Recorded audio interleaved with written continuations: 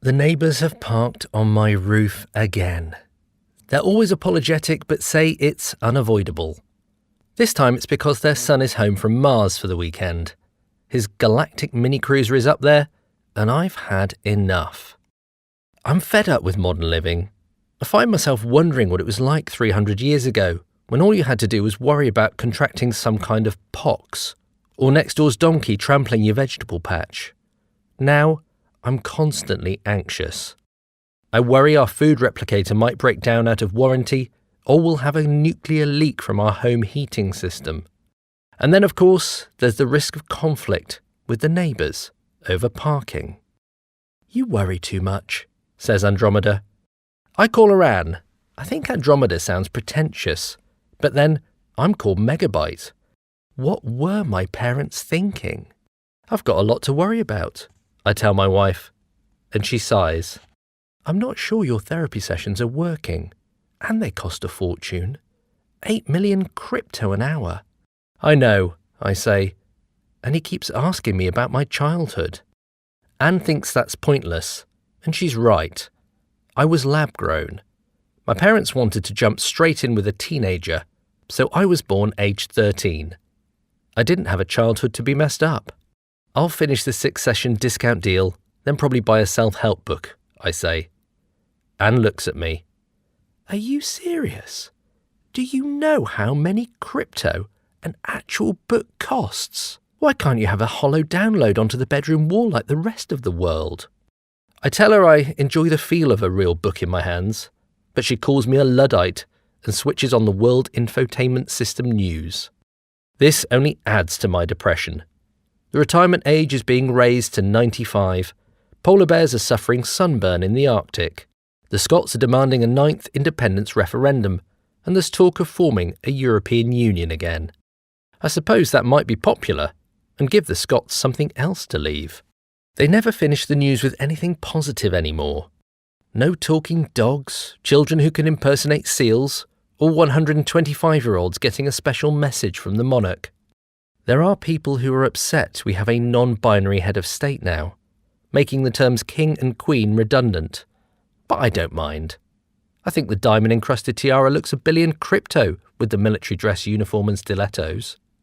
I put on my anti-pollution mask, slap on Factor 300 sunscreen, and head out into the garden. The artificial flowers, shrubs, and trees look colourful, and the comforting buzz of robotic bees distracts me from the sight of my neighbour's son's Tesla Constellation parked on my roof. My lawn looks good. Apparently they used to be made of real grass, and you had to cut it if it grew too long. Our grass can be shortened or lengthened at the touch of an operating screen, but Anne doesn't like it too long.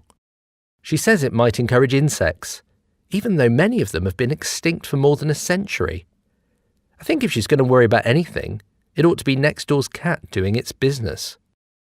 The neighbours have never had an automatic laser poop clearer. We used to have a fish pond, but climate change put a stop to that. Once we reached 11 degrees above target, the sun heated the water so much, the fish got poached.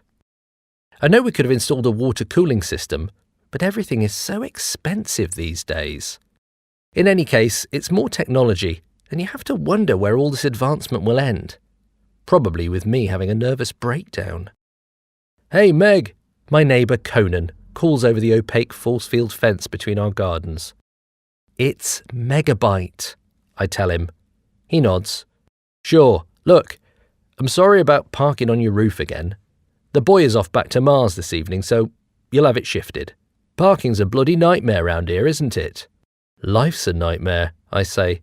Before I know it, he switches on the jet streamers in his boots, flies over the fence, and lands heavily in front of me.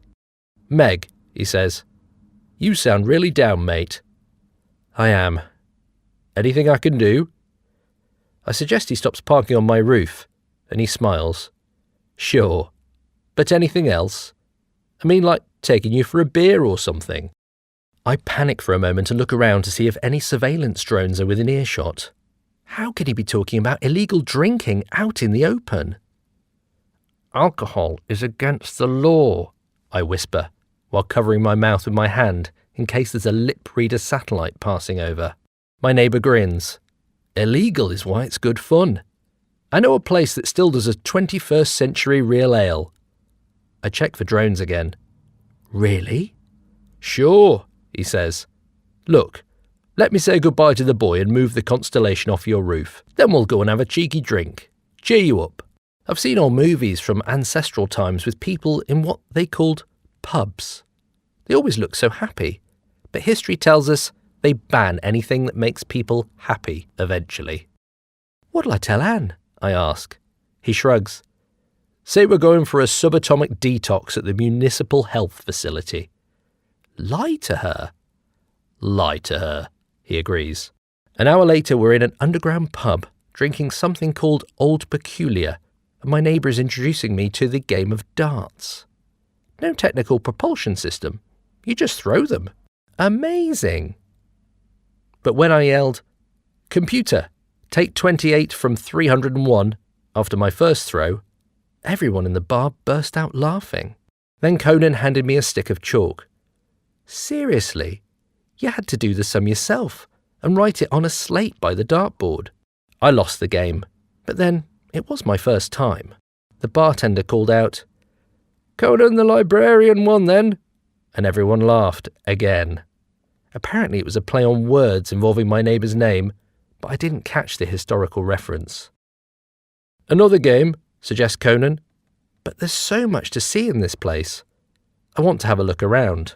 The bartender suggests we have our glasses refilled, and I hand him significantly more crypto for 2 pints than it is for 2 revitalising free trade smoothies at the health lab Anne and I go to for a night out. There are people playing a game using little wooden tiles with white spots. They tell me it's dominoes, and the idea is to match the dots your opponent just laid down. They're playing for fun, but a couple of tables away, 4 men and a woman are playing something called poker. This looks wildly complicated with dozens of cards that have symbols or pictures on them. And every couple of minutes, after the cards have been laid out on the table, one of the players whoops and picks up more crypto than I earn in a week. In the corner, there's something called a jukebox. It plays music from centuries ago, and it can't be worked by voice command. You have to put a coin in, like the ones you see in museums. Crazy! I like the music from a chap called Paul McCartney, and I bet he never dreamed people would still be listening to him today. This place is brilliant. Everyone looks happy, just like in the old movies. And after 3 pints of Old Peculiar, I'm beginning to understand why the authorities banned alcohol all those years ago. It definitely affects you.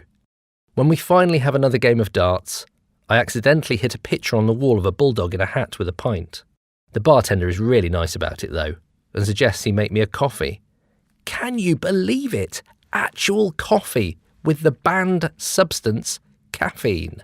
Conan still has to steady me when we finally leave, and he suggests we take a stroll around the solar panel park to sober up before we get an Autobot taxi home.